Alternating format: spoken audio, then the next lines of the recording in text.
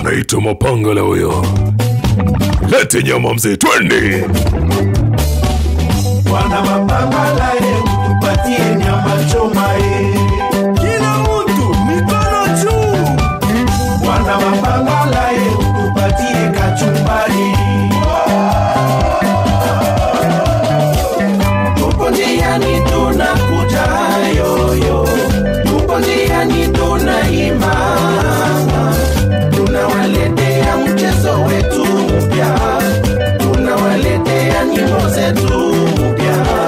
Nyimbo ni sabuni ya roho, yanapunguza mawazo.